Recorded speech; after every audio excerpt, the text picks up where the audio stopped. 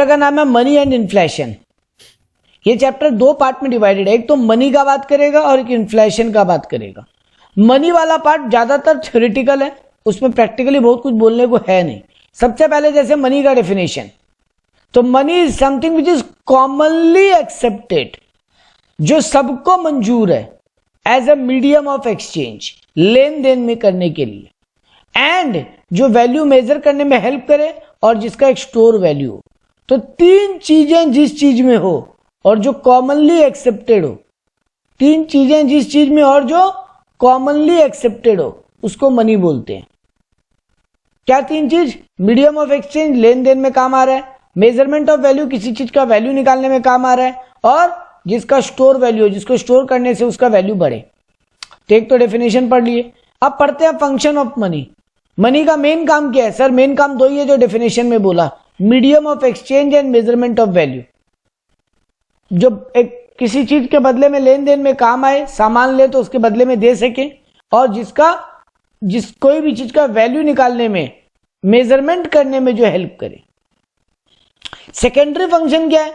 Store value, यानी जो तीसरा पॉइंट हम डेफिनेशन में बोला, तीसरा पॉइंट जो हम डेफिनेशन में बोला, मनी का प्राइमरी फंक्शन, मनी का डेफिनेशन में हम क्या तीन बात बोला? Medium of exchange, measurement of value और स्टोर वैल्यू। जिस चीज का वही मनी है, जो चीज कॉमनली सबको एक्सेप्टेड हो और जिसमें तीन चीज हो। तो उनमें से देखो पहला दोनों तो तुम्हारा प्राइमरी फंक्शन ही हो गया, medium of exchange and measurement of value. Secondary function में एक तो तुम्हारा ये हो गया स्टोर वैल्यू जो डेफिनेशन में, एक एक्स्ट्रा हो गया स्टैंडर्ड फॉर डेफर्ड पेमेंट, उधार में लेन देन के जो काम आए। एक स्टैंडर्ड हो डेफर्ड पेमेंट के लिए, यानी उधार में कुछ ले तो जिससे एक वैल्यू कैलकुलेट हो सके कि एक्स्ट्रा कितने से तुम मोबाइल लेते हो। अगर तुम तुरंत पैसा देके मोबाइल लेते हो तो 10,000 का है, लेकिन अगर ईएमआई पे लेते हो तो हो सकता है ना 10,700-800 रुपया पड़े टोटल तुमको।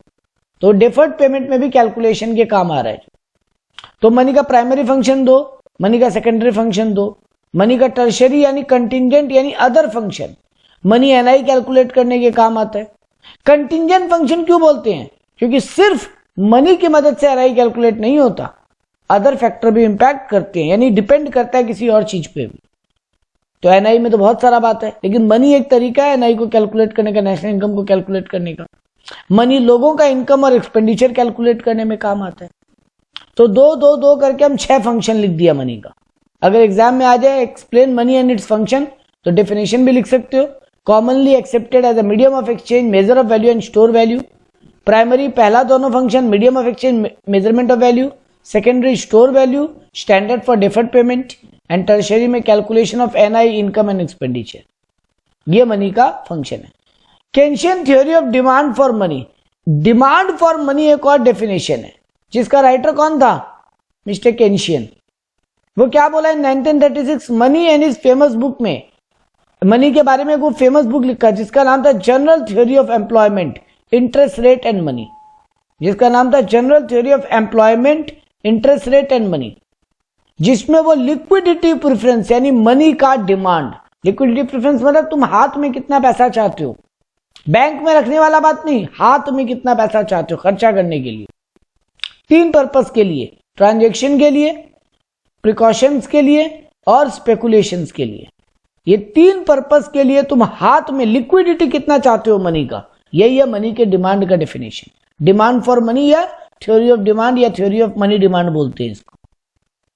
3 पर्पस के लिए, ट्रांजैक्शन यानी परचेज सेल करने के लिए, प्रिकॉशन यानी सेफ्टी के लिए, और स्पेकुलेटिव यानी जब बाजार अप डाउन हो तो उसमें थोड़ा बहुत कमाई करने के लिए शेयर खरीद लिए, गोल्ड खरीद लिए, वो सब के लिए भी तुम मनी हाथ में रखना चाहते हो। तो इसी से अब मनी का 2 टाइप निकल कर आया, types of money. Third question, तो अब तुम लोग कितना क्वेश्चन पढ़ लिए? मनी और उसका फंक्शन पढ़े, डिमांड फॉर मनी का मतलब पढ़े, और क्यों हम डिमांड करते हैं मनी का 3 पर्पस वो पढ़ लिए। अब ट्रांजैक्शन में तुम एग्जांपल में लिख सकते हो ना कि गाड़ी खरीदने के लिए, घर खरीदने के लिए, डे टू डे सामान खरीदने के लिए। प्रिकॉशन में तुम लिख सकते हो कि फ्यूचर में अगर जॉब नहीं रहे तो उसके लिए, अगर है ना बीमारी आ जाए कोई घर में तो उसके लिए। और स्पेकुलेटिव में तुम बोल सकते हो शेयर खरीदने के लिए, गोल्ड खरीदने के लिए, या जब भी कोई चीज का वैल्यू अप डाउन हो तो उसमें प्रॉफिट कमाने के लिए। टाइप्स ऑफ मनी में तुम थर्ड क्वेश्चन क्या लिखोगे? 2 टाइप का मनी होता है, नैरो मनी और ब्रॉड मनी। नैरो मनी क्या होता है? Physical money such as coins, currency, demand deposit. Demand deposit क्या होता है? जो तुम बैंक में रखे हो, जब डिमांड करोगे तब तुमको वापस मिलेगा। And liquid asset by central bank, यानी नैरो मनी। ये चार चीज हुआ, कॉइन्स नंबर 1, करेंसी यानी नोट्स नंबर 2, डिमांड डिपॉजिट यानी बैंक में सेविंग अकाउंट या करंट अकाउंट में जो पैसा पड़ा है वो, और चौथा liquid asset by central bank, यानी आरबीआई के पास जो कैश पड़ा है। यानी तुम इसको बोल सकते हो M1 या M0 मनी। आगे जाके पढ़ेंगे टाइप सप्लाई ऑफ मनी में M1 money, M2 money, M3 money, M4 money. तो नैरो मनी होता है M1 और M0, जो रेडिली अवेलेबल हो ट्रांजेक्शन करने के लिए, जब चाहे निकालो और ट्रांजेक्शन करो, उसको बोलते हैं नैरो मनी। ब्रॉड मनी क्या हो गया? Narrow money plus time deposit, यानी एक टाइप से तुम बोल सकते हो सब फिक्स डिपॉजिट्स, जो हम पर्टिकुलर पीरियड के लिए ब्लॉक कर देते हैं बैंकों में। तो यानी बच गया क्या? M1 और M0 अगर चला गया तो यहां क्या बचा? M2, M3, M4, जिसको लिखोगे नॉट रेडीली अवेलेबल। तो एग्जाम में अगर शॉर्ट नोट आ जाए, write short note on types of money, या write short note on narrow money and broad money, तो 3 बातें लिख सकते हो। क्या आता है उसके अंदर? तो नैरो मनी में आता है coin, currency, demand deposit, liquid asset by central bank, उसको M1 या M0 भी बोलते हैं, और जो रेडीली अवेलेबल हो। और ब्रॉड मनी में उल्टा लिख दोगे कि narrow money plus time deposit, तो यहां M1 M0 चला गया तो बचा M2 M3 M4, और इधर आ गया नॉट रेडीली अवेलेबल। तो हम आपको इतना ही समरी में क्लिप बना के दे रहे हैं, या 2-3 नंबर 4 नंबर का शॉर्ट नोट है तो लिख सकते हो आराम से। अब आता है modern money supply. Modern money supply यानी total money available in the economy, total money available in the economy. तो various factor influencing money supply. Money supply को इन्फ्लुएंस बहुत सारा फैक्टर करता है। सबसे पहले तुम्हारे देश का मॉनेटरी बेस। मॉनेटरी बेस मतलब कितना नोट आरबीआई छाप के रखा है, तो कि डायरेक्टली रिलेटेड है। आरबीआई अगर ज्यादा नोट छापेगा तो मनी सप्लाई क्या होगा? बढ़ेगा।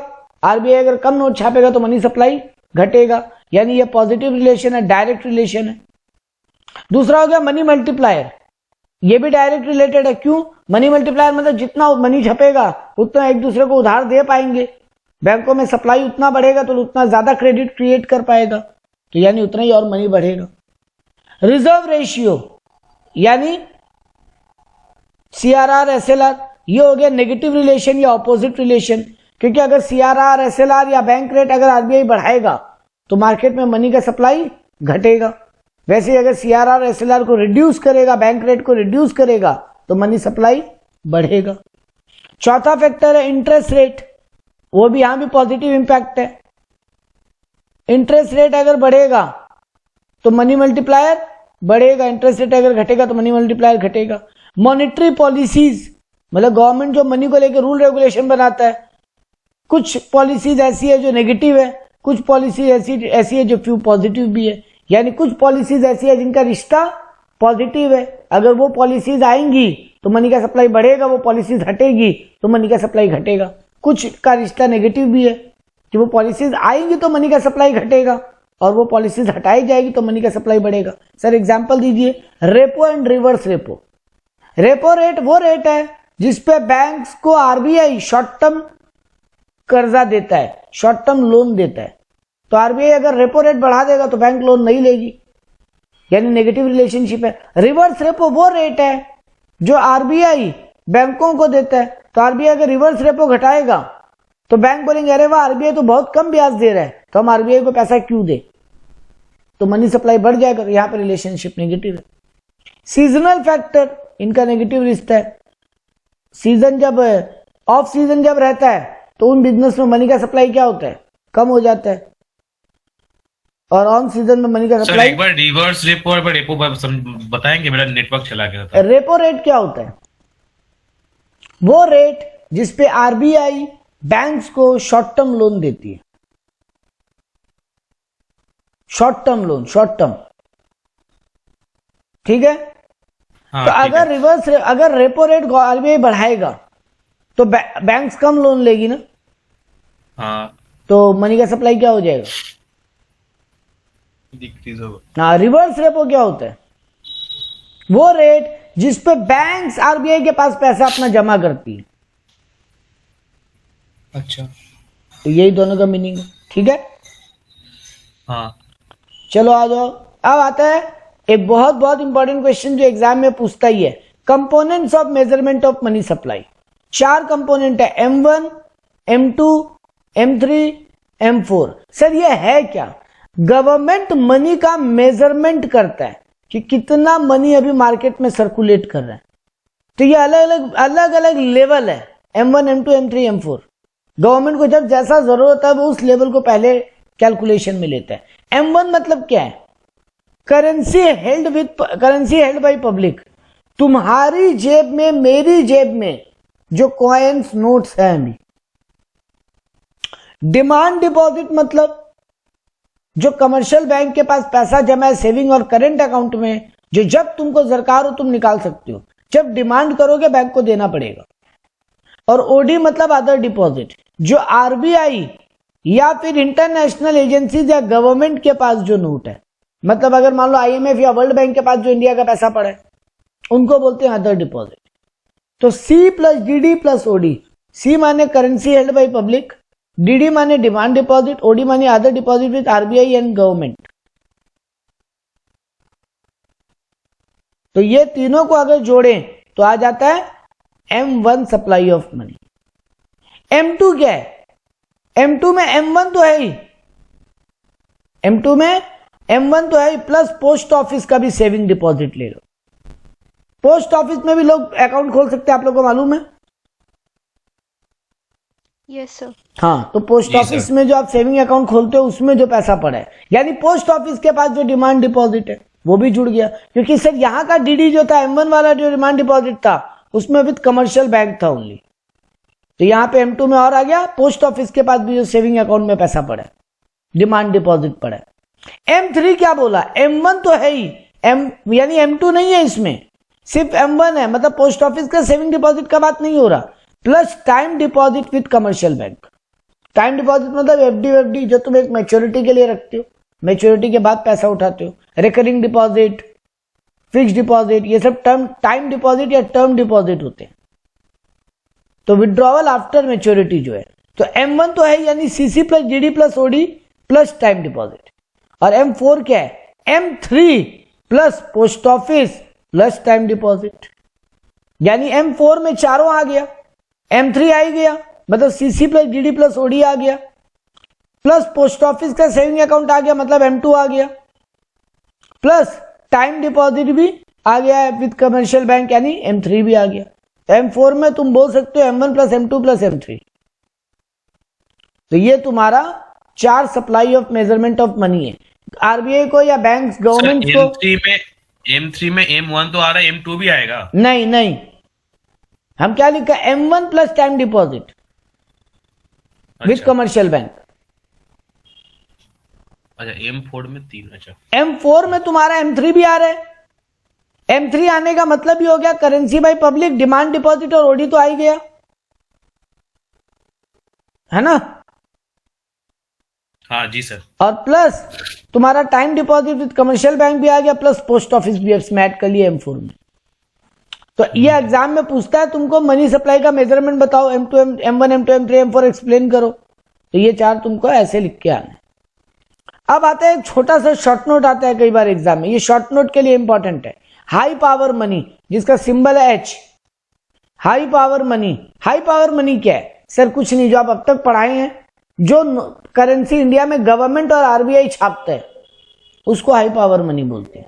जो करेंसी इंडिया में, देखो currency issued by government and RBI, तो सर यही दो तो इशू करता है, और कौन इशू करता है? इसमें यानी क्रेडिट क्रिएशन नहीं आ रहा, जो कमर्शियल बैंक उधार क्रिएट करती है वो नहीं आ रहा इसमें सिर्फ वो फिजिकल करेंसी आ रहा है जो कमर्शियल बैंक और आरबीआई इशू करता है। देखो हम ब्रैकेट में क्या लिखा है? Currency issued by government and RBI, some with public and some with RBI. कुछ पैसा जो पब्लिक के पास है, कुछ पैसा जो आरबीआई के पास है। तो H का फॉर्मूला क्या बना? C plus R। C माने करेंसी विथ पब्लिक और R माने गवर्नमेंट एंड आरबीआई। R माने गवर्नमेंट एंड आरबीआई और C माने करेंसी विथ पब्लिक। तो आपको अगर एग्जाम में पूछा what is high power money, बोलोगे currency issued by government and RBI, some held with public and some are with RBI, deposited with RBI या reserve with RBI. अब formula बोलोगे, इसका सिंबल होता है H, C plus R। C माने with public, R माने government and RBI. It is also known as secured money.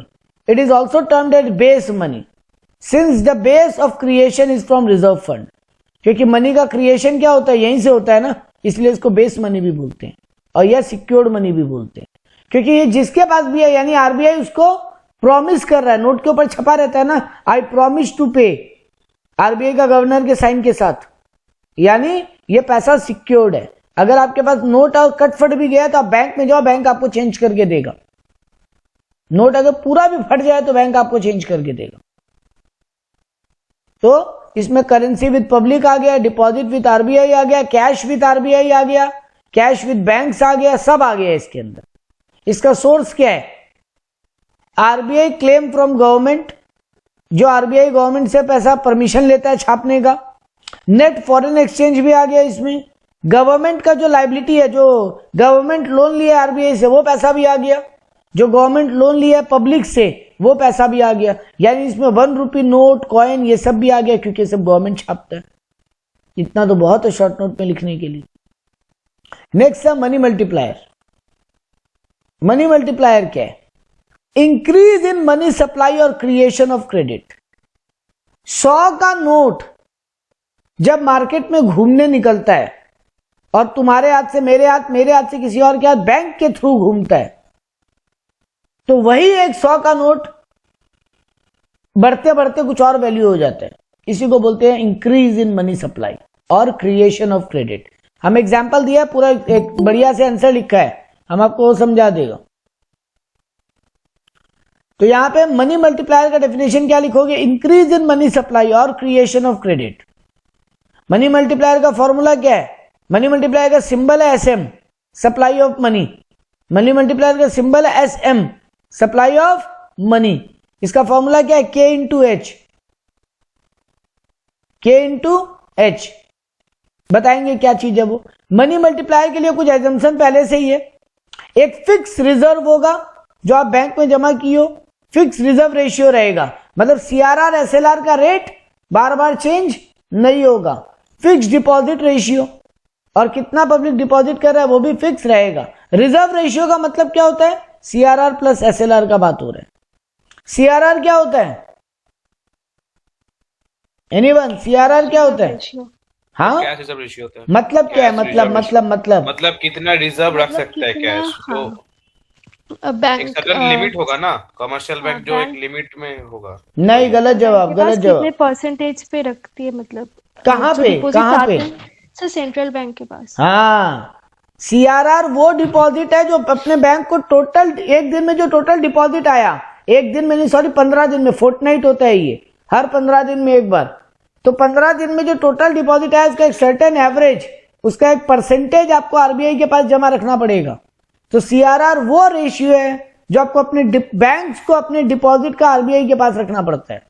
और SLR statutory liquidity ratio वो रेशियो है जो बैंक्स को अपने पास रखना पड़ता है अपने डिपॉजिट का। अगर हम बैंक में 1000 रुपया जमा किए, 1000 रुपया पूरा बैंक लोन नहीं दे सकता किसी को। मान लो आरबीआई CRR फिक्स किया है 5% और SLR फिक्स किया है 15%। एक एग्जांपल दे रहा है, CRR फिक्स किया 5% और SLR फिक्स किया 15%। तो अगर एक दिन में बैंक के पास 1000 रुपया जमा है तो बैंक को उस 1000 रुपया का 5% यानी 5 रुपया आरबीआई को जमा देना पड़ेगा, और 1000 रुपया का 15% यानी 15 रुपया SLR अपने पास जमा रखना पड़ेगा। तो कितना रुपया निकल गया? 1000 का तो 15 150 होगा ना।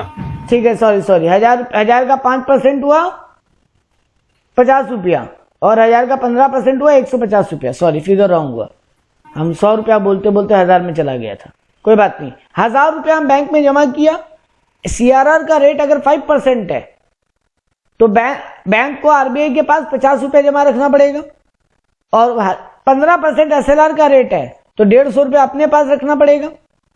तो टोटल 200 रुपया जमा रह गया 1000 में से, तो बचा कितना? 800। उतना ही बैंक आगे लोन पास ऑन कर पाएगा। ठीक है, हाँ सर, समझ गया। तो यहां पर आपको ये पहला तो ये अजम्पशन लिया कि ये CRR और SLR का रेट चेंज नहीं होगा और लोगों का फिक्स डिपॉजिट का भी रेशियो जनरली सेम रहेगा। तो आपको एग्जाम में आएगा मनी मल्टीप्लायर, तो बोलोगे इंक्रीज इन मनी सप्लाई और क्रिएशन ऑफ क्रेडिट। इसका 2 एजम्पशन लिख के आओगे, कि फिक्स रिजर्व रेशियो और फिक्स डिपॉजिट रेशियो रहता है। रिजर्व रेशियो का मतलब बता दोगे, अब लिमिटेशन लिखोगे, यही दोनों उसका बुराई हो गया। अरे भाई आरआर क्या फिक्स रहता है क्या? रिजर्व रेशियो आरबीआई क्या फ्लक्चुएट ही नहीं करता है क्या? कभी करता है सर। तो हाँ यही सर, सबसे करता बड़ा है। बुराई है इस लॉ का। दूसरा बुराई है deposit ratio will change. Obvious बात है, पब्लिक क्या बैंक में जो अमाउंट डाल देता है वही डाल के रख देता है क्या? वो कभी निकालना और डालना करता ही नहीं है क्या एक्स्ट्रा? करता है। ऑब्वियसली करेगा। तो ये दोनों ही इसका बुराई हो गया जो एजम्पशन है। तो याद रखने के लिए दो ही बात था, वही दो एजम्पशन में लिख के आओगे, वही दो लिमिटेशन में लिख के आओगे कि ये पॉसिबल नहीं है। अब फॉर्मूला लिखोगे तो 1/RR फॉर्मूला होता है। क्रेडिट क्रिएशन का फॉर्मूला होता है 1/RR। तो देखो क्रेडिट क्रिएशन का डायग्राम क्या होता है मनी मल्टीप्लायर का, वो बढ़ता तो रहता है लेकिन बढ़ने का स्पीड क्या होता है? धीरे धीरे कम होता है। क्यों कम होता है? देख लो हम एग्जांपल क्या दिया था, मान लो टोटल कितना परसेंट आरआर हुआ? 20%, 5 + 15। तो अगर 1000 रुपया हम बैंक में जमा किए, बैंक अगर 200 रुपया जमा रख के 800 आगे लोन दे दिया, लेट से वो लोन पवित्र हो गया। अब वो पवित्र दूसरे अपने बैंक अकाउंट में जाके उसको डाल दिया एक बार, तो अब वो बैंक भी क्या करेगा? 800 का 20% काटेगा 160, और आगे लोन कितना देगा? 800 में से 160 गया 640। तो देखो लोन पहले कितना क्रिएट हुआ था, उसका परसेंटेज अब घटता जाएगा। अच्छा 640 मान लो, वो जो बैंक जो पवित्र जमा दिया था वो वाला बैंक 640 का लोन दिया मान लो अंकिता को। अब अंकिता उसको आगे लोन दी, आगे बैंक में ले आके जमा कर दी, सॉरी। तो 640 का वो वाला बैंक भी 128 रुपीज काट लेगा। 64 + 64, 640 का 20%, 128 काट के बाकी जो अमाउंट बचा 640 में से 128 गया, वो चलता ही जाएगा। हाँ तो ये चलता जाएगा, लेकिन इसका स्पीड क्या होता जा रहा है? धीरे धीरे डिक्रीजिंग पीरियड, क्योंकि अमाउंट छोटा होता चला जा रहा है। तो इसीलिए मनी मल्टीप्लायर का डायग्राम ये बना, ये इंक्रीज होता हुआ जा रहा है लेकिन स्पीड कम होता जा रहा है। तो फॉर्मूला लिख दोगे, एजम्पशन लिख दोगे, लिमिटेशन लिख दोगे। अगर मनी मल्टीप्लायर पर 7-8 नंबर का क्वेश्चन आएगा तो बहुत कुछ है लिखने के लिए आपके पास। डायग्राम बना दोगे, डायग्राम एक्सप्लेन कर दोगे। सर एक्सप्लेन कैसे करेंगे? तो ये लो बेटा जी, एग्जाम में ये आता ही आता है बहुत बार, 10 से 15 नंबर, 10 नंबर का भी आता है। तो देखो एग्जाम में लिखेंगे कैसे थ्योरी में। वो अच्छा ये सर 12 में बताए थे मनी एंड बैंकिंग में। हाँ वही बता रहे हैं दोबारा। क्रेडिट क्रिएशन, तो देखो दो चीज फिक्स कर लो। इनिशियल डिपॉजिट मान लो एक बार 1 लाख रुपया बैंक में जमा हुआ और आरआर 10% है, यानी सीआरआर प्लस एसएलआर मिला के 10% है एक बार के लिए, ये मान लो। तो अब देखो एग्जाम में लिखोगे कैसे, कमर्शियल बैंक क्रिएट कैसे करता है क्रेडिट, पूछता है एग्जाम में 10 नंबर में, how commercial bank create credit, कैसे लिख के आओगे? देखो एक पेज का बड़ा सुंदर सा आंसर, एकदम बच्चा बुद्धि वाला काम किया। देखो हम 3 पैराग्राफ 4 पैराग्राफ में आंसर को बांटा खाली। पहले क्या लिखा, let say mister A deposited 1 lakh in bank X, bank X kept ₹1000 as RR reserve ratio, क्योंकि 10% आरआर है तो 1 लाख का 10% 10,000, and provided the balance ₹90,000 as loan to mister B. Para change, mister B deposited that loan in bank Y, बैंक Y kept ₹9,000, that is 10% of 90,000, and forwarded ₹81,000 as loan to Mr. C. Mr. C further, फिर para change, Mr. C further deposited 81,000 in Bank X. Bank X provided loan to Mr. D, ₹72,900, क्योंकि 81,000 का 10% कितना 8,100, उतना काट के बाकी आगे loan दे दिया। And this process goes on. तो एग्जाम में ऐसे 3 बार एक ही एग्जाम्पल क्रिएट करो और थर्ड एग्जाम्पल में जाके लिख दो this process goes on. So we can see in this way commercial bank create credit from initial deposit. This process will go on and total credit created will be, अब लगा दो formula, initial deposited by RR. Credit creation कितना होगा, 1/RR formula था, 1 यानी initial deposit, RR माने reserve ratio. तो यहाँ इनिशियल डिपॉजिटेड कितना है 1 लाख, 1 लाख डिवाइडेड बाई 10% आएगा 10 लाख। तो 1 लाख रुपया तब तक क्रेडिट क्रिएट करता रहेगा जब तक वो 10 लाख तक नहीं पहुंच जाए, अगर इनिशियल डिपॉजिटेड 1 लाख है और आरआर 10% है। तो credit creation depends on 2 factor, initial deposit and reserve ratio. If initial deposit increase, CC will increase, and if RR will decrease, CC will increase. तो इनका रिश्ता भी बता दिया हम क्रेडिट क्रिएशन के साथ।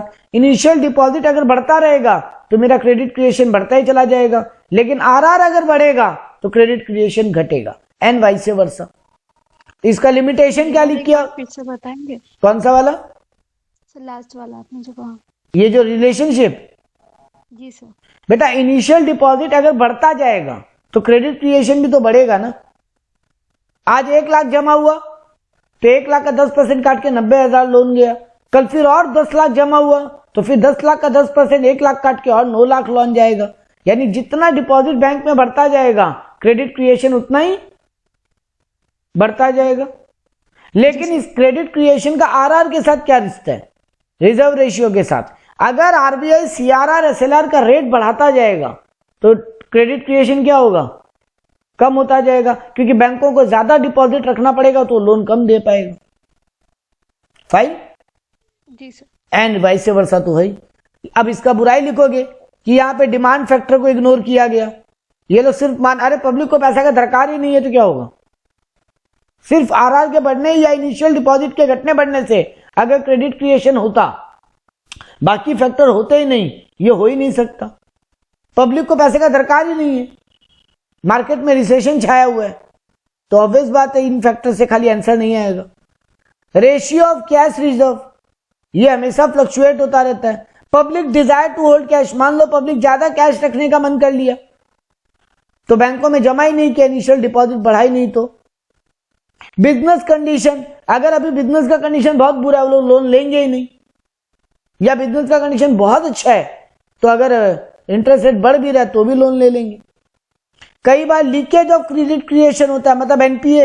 एनपीए क्या होता है? Non performing asset. लोन लिया वापस ही नहीं किया बैंक को तो डूब गया वो पैसा, तो अंबानी उसकी तरह भाग गया तो क्या बोलते हैं, मेहुल चौकसी या नीरव मोदी की तरह या भाग गया तो एनपीए होने के कारण भी बैंक्स में पैसा, पब्लिक तो डिपॉजिट किया लेकिन जिसको लोन दिया वही भाग गया, तो ऑब्वियस बात है ना बैंकों के पास पैसा कम हो जाएगा तो क्रेडिट क्रिएशन नहीं होगा उतना। मॉर्गेज और security available for loan, bank तुमको क्या ऐसे ही लोन देता है कि तुमसे सिक्योरिटी रखवाता है? मॉर्गेज रखवाता है। मेरे पास मॉर्गेज है ही नहीं तो लोन देगा क्या बैंक? या उतना देगा क्या जितना हम चाहते हैं? नहीं। तो ये सब फैक्टर को इग्नोर किया गया तो क्रेडिट क्रिएशन का ये सब लिमिटेशन है। तो ये लिमिटेशन लिख के आओगे, ये 3 पैराग्राफ में स्टोरी बना के आओगे, फिर बोलोगे कि फॉर्मूला क्या है, और फिर बोलोगे यानी 2 फैक्टर पे डिपेंड करता है और रिलेशनशिप क्या है, और ये डायग्राम बना के अगर आ जाओ ये वाला, तो भाई अगर ये 10 से 12 नंबर का क्वेश्चन आया तो हम गारंटी देते हैं आपको टीचर 10 से 12 देगा। अब इसका नेक्स्ट पार्ट आता है। ये तो हो गया क्रेडिट क्रिएशन, ये कौन कर रहा है? Commercial banks. लेकिन इस क्रेडिट को मार्केट में कंट्रोल कौन करता है? आरबीआई। तो आरबीआई करता है क्रेडिट कंट्रोल। क्रेडिट क्रिएशन कौन करता है? Commercial banks. और क्रेडिट कंट्रोल कौन करता है? आरबीआई। आरबीआई को लगता है बाजार में बहुत ज्यादा लोन बढ़ गया तो वो स्टेप्स लेता है लोन को रोकने के लिए, क्रेडिट क्रिएशन को रोकने के लिए। आरबीआई को लगता है बाजार में बहुत कम उधार क्रिएट हो रहा है, आरबीआई स्टेप्स लेता है कि लोन बढ़े मार्केट में। कैसे करता है? 2 अप्रोच है, क्वांटिटेटिव अप्रोच और क्वालिटेटिव अप्रोच। क्वांटिटेटिव अप्रोच क्या बोलता है? 5-6 तरीका है गवर्नमेंट का, बैंक्स का, सॉरी आरबीआई का। पहला बैंक रेट। बैंक रेट मतलब rate at which RBI gives loan to bank. Bank rate वो रेट है जिसपे आरबीआई बैंकों को लोन देता है। तो आरबीआई अगर बैंक रेट बढ़ा दे तो कमर्शियल बैंक लोन लेगी क्या, या कम लेगी? कम लेगी। हाँ, तो कम, अगर वो कम लेगी तो पब्लिक को आगे लोन भी कम ही दे पाएगी, यानी क्रेडिट क्रिएशन घट जाएगा। तो आरबीआई को जब लगता है बाजार में बहुत ज्यादा लोन हो रहा है वो बैंक रेट को बढ़ा देते हैं। ओपन मार्केट ऑपरेशन 2 मिनट के बाद बात करते हैं, पहले बाकी टॉपिक पे बात कर लेते हैं। सीआरआर वो reserve amount to be kept with RBI by commercial bank. तो अगर आरबीआई सीआरआर बढ़ा दे तो क्रेडिट क्रिएशन कम होगा। एसएलआर वो रेट जो बैंकों को अपने पास डिपॉजिट रखना पड़ता है, एसएलआर बढ़ा दे तो क्रेडिट क्रिएशन कम होगा। और ये तीनों का वाइस वर्सा तो बोल ही सकते हो। आरबीआई को जब क्रेडिट क्रिएशन बढ़वाना होता है, मनी का सप्लाई या फ्लो बढ़वाने का मन करता है तो इन रेट्स को गिरा देता है ताकि क्रेडिट क्रिएशन ज्यादा हो। Repo and reverse repo. Repo rate हम अभी बताया था आपको, जैसे बैंक रेट है वैसे ही रेपो रेट है। Bank rate generally RBI long term purpose के लिए बैंकों को लोन देता है, और रिवर्स रेपो रेट क्या होता है? जब शॉर्ट टर्म पर्पस के लिए आरबीआई बैंकों को लोन देता है। तो रेपो रेट भी बैंक रेट जैसे ही आंसर आएगा। रिवर्स रेपो का भी मेरा एक गलती हो गया, जब हम आपको ऊपर बता रहा था ना रिवर्स रेपो का इंपैक्ट, वो हम गलती बोल गया था। रिवर्स रेपो भी बढ़ेगा तो क्रेडिट क्रिएशन घटेगा। रिवर्स रेपो क्या है? जो रेट पे बैंक, आरबीआई बैंकों को इंटरेस्ट देता है, यानी बैंक को बोलता है मेरे पास पैसा जमा करो हम तुमको ब्याज देंगे। तो अगर वो रिवर्स रेपो को बढ़ा देगा तो बैंक क्या करेगी? पब्लिक को लोन देने नहीं जाएगी। बैंक बोलेगी अरे वाह आरबीआई अच्छा इंटरेस्ट दे रहा है, आरबीआई में जमा कर देते, पैसा सेफ भी रहेगा। तो अगर आरबीआई के पास पैसा जमा हो जाएगा तो क्रेडिट क्रिएशन क्या होगा?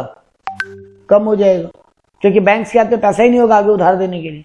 वैसे ही अगर बैंक, आरबीआई अगर रिवर्स रेपो कम दे रही है, इंटरेस्ट कम दे रही है, तो बैंक बोलेगी आरबीआई के पास पैसा जमा करके फायदा क्या है, पब्लिक को ही लोन देते, तो फिर क्रेडिट क्रिएशन बढ़ जाएगा। अब बचा एक ओपन मार्केट ऑपरेशन। कई बार देखो, एक याद है ट्रेजरी बिल नाम का डॉक्यूमेंट पढ़ते थे। Yes sir. ट्रेजरी बिल क्या होता था? T91 बिल ना? हाँ, T91 बिल, वो क्या होता था?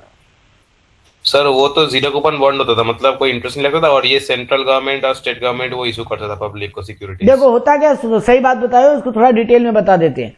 कई बार क्या होता है, जब गवर्नमेंट को पैसे का दरकार होता है, वो आरबीआई को बोलता है हमको मार्केट से पैसा उठा के दो। आरबीआई बोलता है ऐसे क्यों हमको मार्केट पैसा देगा आपको देने के लिए? तो सेंट्रल गवर्नमेंट बोलता है मेरा एक डॉक्यूमेंट है, एक इंस्ट्रूमेंट है ट्रेजरी बिल, वो पब्लिक को बिकवाओ और हमको पैसा अरेंज करके दो। यानी एक टाइप का बॉन्ड है, एक टाइप का डिवेंचर है गवर्नमेंट का, जो कि बहुत सिक्योर्ड है। तो अब गवर्नमेंट आरबीआई को दिया, आरबीआई बैंकों को देके पब्लिक को बिकवाता है। तो जैसे ही आरबीआई बैंक को बोलेगा मेरे पास गवर्नमेंट का डॉक्यूमेंट, गवर्नमेंट सिक्योरिटीज है, ट्रेजरी बिल या और भी बहुत सारे गवर्नमेंट सिक्योरिटीज होते हैं, वो है मेरे पास, तो आप खरीदो और हमको पैसा दो ताकि हम गवर्नमेंट को पैसा दें। तो जैसे ही बैंक को डॉक्यूमेंट्स खरीदेगा, आरबीआई लालच देगा इसमें बहुत इंटरेस्ट मिलेगा आपको। तो जैसे ही बैंक को इंटरेस्ट का लालच आएगा, बैंक आरबीआई को पैसा दे देगी ट्रेजरी बिल खरीदने के बदले में, आरबीआई वो पैसा गवर्नमेंट को दे देगी। तो बैंकों के हाथ में पैसा कम हो गया, क्रेडिट क्रिएशन अपने आप घट जाएगा। वैसे ही रिवर्स, अब जब आरबीआई को लग रहा है कि मार्केट में क्रेडिट बहुत कम हो रहा है, तो बैंक्स को बोलेगी तुम्हारे पास है ट्रेजरी बिल, हमको वापस भेज दो, हमको वापस भेज दो, हम तुमको अच्छा खासा प्रॉफिट पे तुमसे वापस रिडीम करेंगे। तो वो जैसे ही कमर्शियल बैंक को पैसा वापस लौटाएगी, बैंक उस पैसे का क्या करेगी? पब्लिक को लोन देगी, तो क्रेडिट क्रिएशन बढ़ेगा। तो जब क्रेडिट क्रिएशन घटाना हो तो आरबीआई ये डॉक्यूमेंट बैंकों को सेल करता है ताकि क्रेडिट क्रिएशन घटे, और रिवर्स जब परचेज करती है तो क्रेडिट क्रिएशन बढ़ता है। तो ये 6 इंस्ट्रूमेंट या 6 वेज थे क्वांटिटेटिव। क्वालिटेटिव क्या होता है? क्वालिटेटिव मतलब यहां पे बैंक नंबर से नहीं खेल रहा, बैंक अदर कोई मेजर्स यूज कर रहा है। क्या है वो अदर मेजर्स? Margin requirement.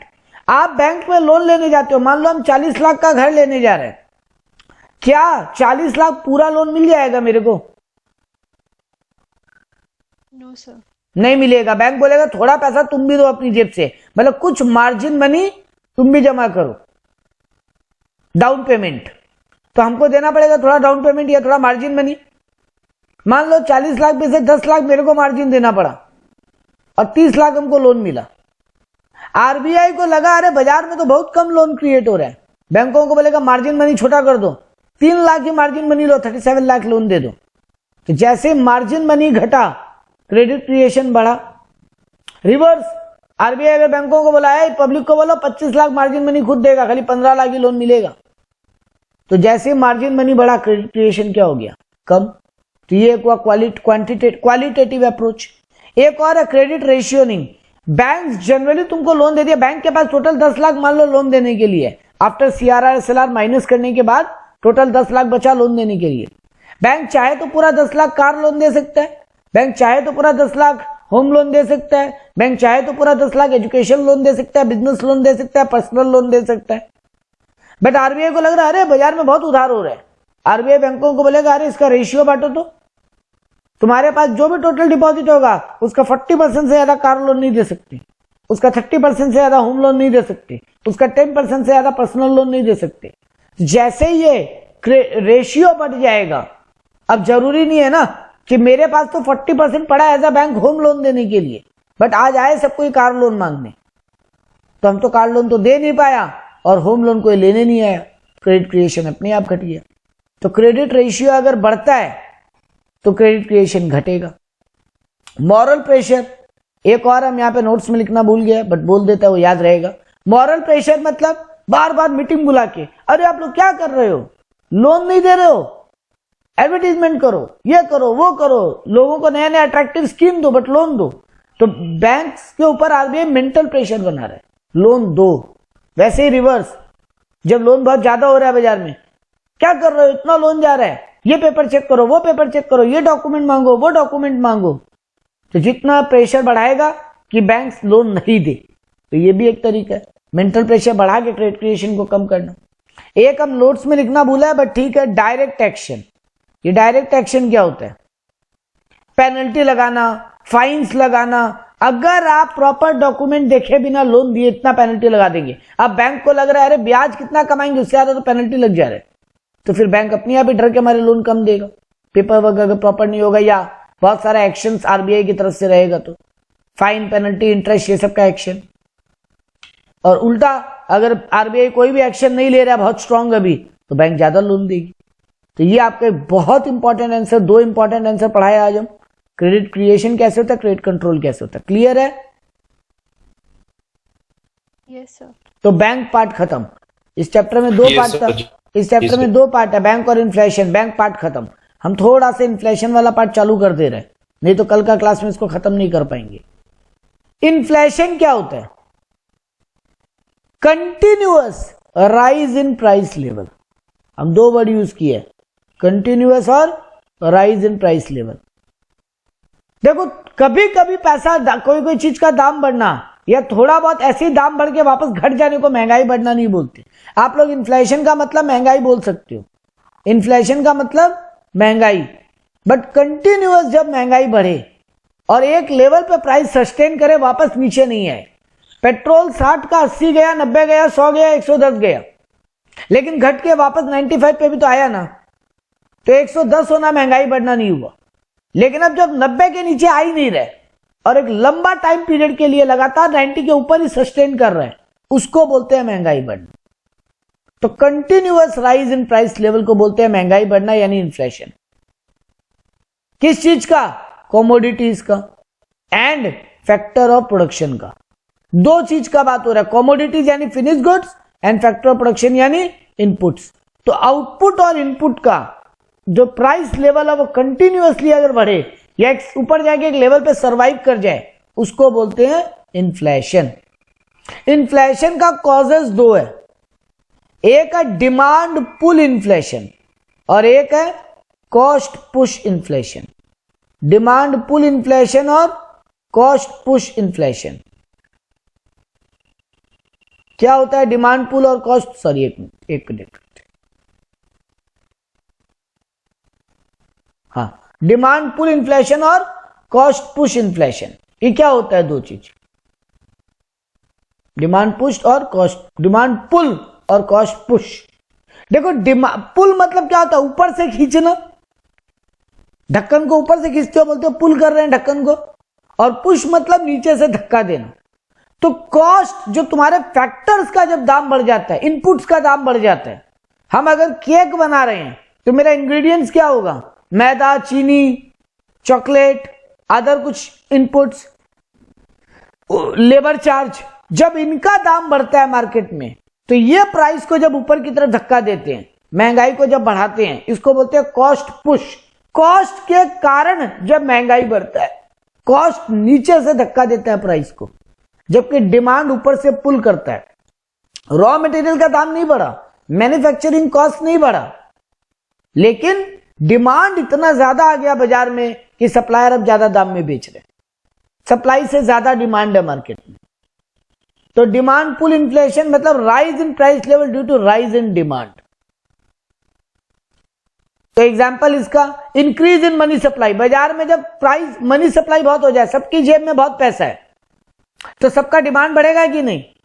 तुम पहले 10,000 रुपया महीना कमाते थे, अब अचानक 25,000 रुपया महीना कमाने लग गए, तो चीजों का डिमांड बढ़ेगा कि नहीं बढ़ेगा? यस सर, बढ़ेगा। खाने में 2 बार नमक डाल के खाओगे कि नहीं खाओगे? नहीं। नहीं खाओगे, ठीक है। तो इंक्रीज इन मनी सप्लाई तो यानी, कैसा बोल रहे हैं आप? हमको लगा कि पवित्र वैसा ही आदमी होगा कि उसका इनकम बढ़े तो खाने में 3 बार नमक डालेगा। ठीक है, अब कोई दिक्कत नहीं, 3 बार बाद स्लीपिंग पिल भी ले लेंगे। एकदम वही वाला एग्जांपल भी दे सकते थे। Very good. चाहे अगर तुम बीमार होगा तो 3 गोली खा लेगा, मेरे पास बहुत पैसा है। रात को नींद नहीं आ रहा है, 4 गोली खा लेते, मेरे पास बहुत पैसा है। तो इंक्रीज इन मनी सप्लाई, इसके कारण भी डिमांड बढ़ता है। इंक्रीज इन डिस्पोजेबल इनकम, ये डिस्पोजेबल इनकम क्या होता है बेटा? तुम कमाया 1000 रुपया, 100 रुपया, लेकिन तुमको गवर्नमेंट को टैक्स भी देना पड़ा, तो खर्चा करने के लिए तुम्हारी जेब में कितना बचा? तो income available after paying the taxes. Very good, very good. Income available, perfect language एकदम। Income available after paying taxes, इसी को बोलते हैं डिस्पोजेबल इनकम। तो बेटा अगर गवर्नमेंट टैक्स कर दे और तुम्हारा डिस्पोजेबल इनकम बढ़ जाए तो तुम्हारा डिमांड क्या होगा? इंक्रीज तो होगा ना। इंक्रीज, और डिमांड इंक्रीज होगा तो मार्केट में प्रोडक्ट का प्राइस क्या होगा? महंगाई क्या होगा? प्राइस डिक्रीज होगा। तेरा डिमांड बढ़ेगा, प्राइस नहीं, सॉरी बढ़ेगा ना बेटा, बढ़ेगा, हाँ बढ़ेगा। इंक्रीज इन प्रॉफिट कैपेसिटी, अचानक तेरा प्रॉफिट्स बढ़ जाए तो भी डिमांड बढ़ जाएगा, तो मार्केट में चीजों का प्राइस बढ़ जाएगा। इंक्रीज इन पॉपुलेशन, तो ऑब्वियस बात है ना। इंक्रीज इन एक्सपोर्ट, अचानक एक्सपोर्ट बहुत होने लगे, चीजें महंगी हो जाएगी, क्योंकि यानी इसका फॉरेन में बहुत डिमांड है, तो तुम्हारे कंट्री के लोगों को महंगा मिलेगा कि नहीं मिलेगा? टैक्स रिडक्शन, गवर्नमेंट टैक्सेस कम कर दे, जीएसटी घटा दे, तो प्राइसेस कम हो जाएगा, यानी तुम्हारा डिमांड बढ़ेगा, तो डिमांड बढ़ेगा तो वापस प्राइसेस को ऊपर ले जाएगा। देखो, टैक्स प्राइस को गिराएगा, लेकिन तुरंत डिमांड का प्रेशर इतना ज्यादा होगा क्योंकि सब लोग खरीदना चाहेंगे, अपने आप वापस प्रोडक्ट का प्राइस ऊपर चला जाएगा। ग्रोइंग इकोनॉमी, जिस देश का इकोनॉमी बहुत ग्रोथ वाला होता है वहां पे महंगाई हमेशा रहता है। तो ये सब फैक्टर थे इन्फ्लेशन बढ़ने के, ड्यू टू डिमांड पुल। अब आता है cost push, due to high cost of factor of production, due to high cost of factor of production. जो इसका एग्जांपल क्या होगा? सबसे पहला तो एग्जांपल होर्डिंग। होर्डिंग मतलब ब्लैक मार्केटिंग एंड ऑल, उसके कारण प्रोडक्ट का प्राइस क्या हो जाएगा?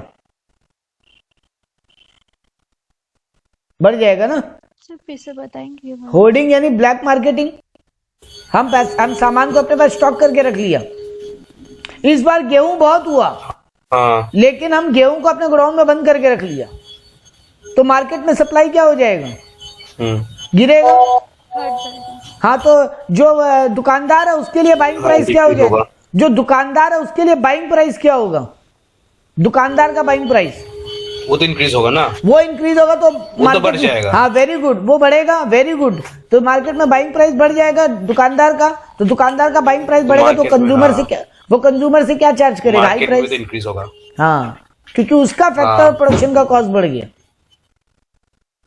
जेन्युइन शॉर्टेज, ये भी कभी कभी होता है, अचानक बहुत ज्यादा शॉर्टेज हो गया, होल्डिंग के कारण नहीं, नॉर्मली शॉर्टेज हो गया। इस बार फ्लड आ गया बहुत ज्यादा, तो तुम्हारा जो प्रोडक्शन था वो क्या हो जाएगा? बर्बाद। लेकिन खर्चा तो लग गया ना किसान का। किसान सोचा था 1000 टन गेहूं बनेगा और मेरा टोटल 1 लाख खर्चा हुआ है, तो 1 लाख डिवाइड बाय 1000 करता तो पर टन कितना आ जाता? 100। 1 लाख रुपया किसान का खर्चा हुआ और वो 1000 टन गेहूं उसका सोचा था प्रोडक्शन हो जाएगा, लेकिन फ्लड आने के कारण 500 टन बर्बाद हो गया। तो अब प्रोडक्ट का प्राइस क्या हो गया? उसका कॉस्ट कितना हो गया? 200 पर टन, बहुत महंगा हो जाएगा। 200 पर टन हो गया, डबल हो गया। क्योंकि वो पूरा 1 लाख वसूल करेगा तुमसे 50,000 पीस बेच के, 50,000 टन बेच के, 500 टन बेच के वो तुमसे पूरा 1 लाख वसूल करेगा, तो उसका कॉस्ट बढ़ गया एक तरीके से। तो ये भी एक रीजन है। टैक्स इंक्रीज होना, हाई एक्सपोर्ट होना, ट्रेड यूनियन का प्रेशर, लेबर बोल रहे हैं हमको ज्यादा पैसा चाहिए, कॉस्ट बढ़ेगा ही। प्राइस अगर इंटरनेशनल मार्केट में बढ़ गया और अगर तुम्हारा इनपुट यानी रॉ मटेरियल इंटरनेशनल मार्केट से आता है तो भी प्राइसेस बढ़ेगा। ठीक है, तो ये सब रीजन है कॉस्ट के कारण इन्फ्लेशन का बढ़ना। तो as cost increase, supply decrease, price level rises. ठीक है, किसी के बैकग्राउंड में मंदिर का वॉइस हो रहा है, प्लीज म्यूट करो। अब देखो यहां पे हम दोनों डायग्राम से समझाया। जहां पे देखो सप्लाई में चेंज आ रहा है, यहां डिमांड में चेंज आ रहा है। सप्लाई वही है, ये हो जाएगा due to demand pull, demand में शिफ्ट आ रहा है, डिमांड बढ़ेगा तो प्राइस क्या हो जाएगा देख लो, डिमांड पहले यहां मीट कर रहा था सब क्वांटिटी से, क्योंकि ये मेरा प्राइस का लाइन था, ये मेरा डिमांड लाइन था, यहां मेरा डिमांड कर्व बन रहा था, यहां सप्लाई कर्व को ये कट कर रहा था, लेकिन अभी मेरा डिमांड बढ़ गया तो मेरा सप्लाई यहां पे कट कर रहा है, हाँ तो प्राइस बढ़ेगा, क्वांटिटी भी बढ़ेगा। तो हो गया ना डायग्राम से बताना, डिमांड पुल इन्फ्लेशन और सप्लाई पुश इन्फ्लेशन, या जिसको कॉस्ट पुश बोलते हैं। देखो हम डेफिनेशन में लिखा भी है सप्लाई पुश और कॉस्ट पुश। तो सप्लाई कम हो रहा है, सप्लाई रिड्यूस हो रहा है क्योंकि मार्केट में प्रोडक्शन कम हुआ है इस बार, तो उसके कारण भी प्राइसेस जब बढ़ता है उसको क्या बोलते हैं, सप्लाई पुश, क्योंकि क्वांटिटी गिरेगा। तो ये दो डायग्राम से बता के आ सकते हो, डिमांड पुल में डिमांड को शिफ्ट करना और सप्लाई पुश में सप्लाई को शिफ्ट कर देना। अब बात आता है महंगाई अच्छा है कि बुरा। आज का आखिरी दो क्वेश्चन है, चैप्टर यहीं रुकेंगे इसके बाद। महंगाई अच्छा है कि बुरा? अच्छा सर बुराई तो होगा ना, देखो अच्छा भी है बुरा भी है। एक बात बोले, हमेशा महंगाई नीचे होना भी बुरा है, क्योंकि जो प्रोड्यूसर है ना वो डिसहार्टेंड होगा, वो प्रोडक्शन ही बंद कर देगा। तो यहां देखो महंगाई का हम पॉजिटिव इफेक्ट भी बताया, इफेक्ट ऑफ इन्फ्लेशन क्वेश्चन पूछता है तो फेवरेबल और अनफेवरेबल दोनों लिखा है। फेवरेबल क्या है, हाई प्रॉफिट्स होगा, हाई इन्वेस्टमेंट आएगा क्योंकि सप्लाई बढ़ रहा है। जब महंगाई बढ़ता है तो प्रॉफिट ज्यादा होते हैं, प्रॉफिट ज्यादा होगा तो सप्लाई बढ़ेगा, यानी इन्वेस्टमेंट मार्केट में बढ़ेगा, तो लोगों को इन्वेस्टमेंट से कमाई भी तो आएगा। हाई प्रोडक्शन होगा क्योंकि चीजों का डिमांड अगर ज्यादा है तो फिर प्रोडक्शन ज्यादा होगा। हाई एम्प्लॉयमेंट आएगा क्योंकि ज्यादा प्रोडक्शन में लोगों को ज्यादा नौकरी मिलेगा। High income for share holder होगा या लोन प्रोवाइडर होगा, क्योंकि कंपनी के प्रॉफिट्स बढ़ेंगे तो शेयर होल्डर को डिविडेंड या लोन प्रोवाइडर को, हाई इन्वेस्टमेंट बढ़ेगा तो लोन प्रोवाइडर का इंटरेस्ट भी बढ़ेगा। अनफेवरेबल क्या पॉइंट है, रियल इनकम गिर जाएगा, यानी तुम्हारा परचेजिंग पावर घटेगा, जो सबसे बड़ा बुराई है महंगाई का। Inequality in distribution of income हो जाएगा, इनकम डिस्ट्रीब्यूशन में इनइक्वालिटी होगा। एक मिनट, हाँ, इनकम डिस्ट्रीब्यूशन में इनइक्वालिटी होगा। अमीर के पास बहुत पैसा आएगा क्योंकि उनके प्रॉफिट्स बढ़ेंगे, लेकिन गरीब का परचेजिंग पावर टूटेगा तो उसके पास सेविंग कम होगा, वो और गरीब होगा। गवर्नमेंट का जो भी प्लानिंग था वो पूरा अपसेट हो जाएगा, गवर्नमेंट का जो भी प्लानिंग था वो पूरा अपसेट हो जाएगा। Increase in speculative market, share market वगैरह में स्पेकुलेशन बहुत बढ़ने लगेंगे, शेयर मार्केट वगैरह में स्पेकुलेशन बहुत बढ़ने लगेंगे। हार्मफुल फॉर एक्सपोर्ट, महंगाई बढ़ेगा तो तुम्हारे देश में कॉस्ट बढ़ेगा तो लोग एक्सपोर्ट नहीं कर पाएंगे क्योंकि फॉरेन कंट्री उतना महंगा लेना नहीं चाहेगा। और होल्डिंग का टेंडेंसी बढ़ेगा, लोगों को लगेगा अरे वाह डिमांड बहुत ज्यादा है, चीजें छुपा के रख लो, बाद में और प्रॉफिट प्राइस बढ़ेगा तब बेचेंगे। तो ये सब बुराई भी है। तो बुराई ज्यादा है, फायदा कम है, लेकिन हर समय इन्फ्लेशन डाउन रहना भी बहुत बुरा है। और देखो डिमांड पुल और कॉस्ट पुल में अगर डिफरेंस आ जाए तो वो भी लिख दिया। यहां फैक्टर एक्सेस डिमांड, यहां मेन फैक्टर क्या है कि डिमांड बहुत एक्सेस है, बट यहां पे सप्लाई डाउन है इसलिए कॉस्ट बढ़ गया, कॉस्ट ऑफ प्रोडक्शन बढ़ गया है, या सप्लाई डाउन है इसलिए कॉस्ट बढ़ा है, इसलिए प्राइस बढ़ा है। High demand high production lead to rise in factor prices, ज्यादा डिमांड होगा तो ज्यादा प्रोडक्शन होगा, जिसके कारण फिर फैक्टर प्राइसेस बढ़ेगा और कॉस्ट पुश इन्फ्लेशन भी आएगा। देखो डिमांड पुल इन्फ्लेशन कैसे कॉस्ट पुश इन्फ्लेशन को लाने में मदद कर रहा है। ज्यादा डिमांड होगा प्रोडक्शन ज्यादा होगा, प्रोडक्शन ज्यादा होगा तो लेबर ज्यादा पैसा मांगेगा, सप्लायर रॉ मटेरियल का ज्यादा पैसा मांगेगा, जिसके कारण फैक्टर प्राइसेस के दाम बढ़ जाएंगे और कॉस्ट पुश इन्फ्लेशन आ जाएगा। कॉस्ट पुश इन्फ्लेशन में क्या होगा, production discourage due to low profits और सप्लाई डिक्रीज, प्रोडक्शन डिस्करेज होगा तो फिर प्रॉफिट्स कम होंगे, प्रॉफिट कम होगा तो सप्लाई भी कम होगा। यहां पे फुल एम्प्लॉयमेंट ऑफ रिसोर्सेज एक इंपॉर्टेंट क्राइटेरिया होगा। डिमांड पुल में ये एक फायदा है, एम्प्लॉय रिसोर्सेज का पूरा यूज है, लेकिन कॉस्ट पुश में ऐसा कोई पॉइंट है ही नहीं। डिमांड पुश में डिमांड कर्व जो है वो राइटवर्ड शिफ्ट होगा, जबकि यहां पे सप्लाई कर्व लेफ्टवर्ड शिफ्ट होगा। इन्फ्लेशनरी सिचुएशन आएगा अगर डिमांड पुल इन्फ्लेशन है, तो महंगाई बढ़ेगा डिमांड पुल इन्फ्लेशन में, लेकिन प्रोडक्शन रुकेगा नहीं कम से कम। लेकिन कॉस्ट पुश इन्फ्लेशन बहुत बुरा है, कॉस्ट पुश इन्फ्लेशन बहुत बुरा है, उससे तुम्हारा इकोनॉमी अटक जाता है, स्टैग्नेंट हो जाता है, क्योंकि सप्लाई गिरेगा, प्रोडक्शन गिरेगा। Both monetary and fiscal policy help to control demand pull inflation को कंट्रोल करने के लिए मॉनेटरी पॉलिसी और फिस्कल पॉलिसी। मॉनेटरी पॉलिसी क्या था? बैंक रेट, सीआरआर, एसएलआर को घटाना बढ़ाना, जबकि fiscal policy taxes and government expenditure को घटाना बढ़ाना, दोनों काम करता है। लेकिन कॉस्ट पुश में दोनों ही काम नहीं करता, कुछ अदर फैक्टर है, सिर्फ वही काम आते हैं कॉस्ट पुश को कंट्रोल करने में। मॉनेटरी और फिस्कल पॉलिसी कंट्रोल करने में काम नहीं आता। आज का आखिरी क्वेश्चन, इन्फ्लेशन और डिफ्लेशन में क्या फर्क है? इन्फ्लेशन में जनरल प्राइस लेवल बढ़ जाता है over a long period of time और कंटिन्यूअसली बढ़ता ही रहता है, जबकि डिफ्लेशन में जनरल प्राइस लेवल घट जाता है over a long period of time. Inflation में aggregate demand greater than aggregate supply होता है, डिफ्लेशन में aggregate demand less than aggregate supply होता है। Income increases employment opportunity, inflation में एम्प्लॉयमेंट अपॉर्चुनिटी बढ़ता है, जबकि डिफ्लेशन में एम्प्लॉयमेंट अपॉर्चुनिटी घटता है। Money lead to increase output and growth, may lead to increase output and growth. Inflation output भी बढ़ाता है, ग्रोथ भी बढ़ाता है, जबकि डिफ्लेशन आउटपुट भी घटाता है, ग्रोथ भी घटाता है। इन्फ्लेशन वापस रिकवर होने का स्कोप रहता है क्योंकि ट्रेड साइकिल चलता रहता है, बट यहां डिफ्लेशन में बहुत बुरा है, डिफ्लेशन ज्यादा बुरा है इन्फ्लेशन से, क्योंकि इससे रिसेशन आता है मार्केट में, और रिसेशन आता है तो सब लोगों का काम छूट जाता है, कमाइयां बंद हो जाती है, पूरा इकोनॉमी अटक जाता है। Harmful if not controlled in time, inflation harmful है अगर टाइमली कंट्रोल नहीं किए तो, क्योंकि रियल इनकम तुम्हारा घटेगा और इनइक्वालिटी बढ़ेगा। लेकिन डिफ्लेशन तो वर्स्ट देन इन्फ्लेशन है, डिफ्लेशन आना तो और बुरा है, क्योंकि इसमें सभी कुछ खराब हो जाता है। तो ये था इन्फ्लेशन डिफ्लेशन का बुराई। हम यही रोक रहे हैं, नेक्स्ट क्लास में पढ़ेंगे टाइप्स ऑफ इन्फ्लेशन। हाँ बोलो। इन्फ्लेशन में एम्प्लॉयमेंट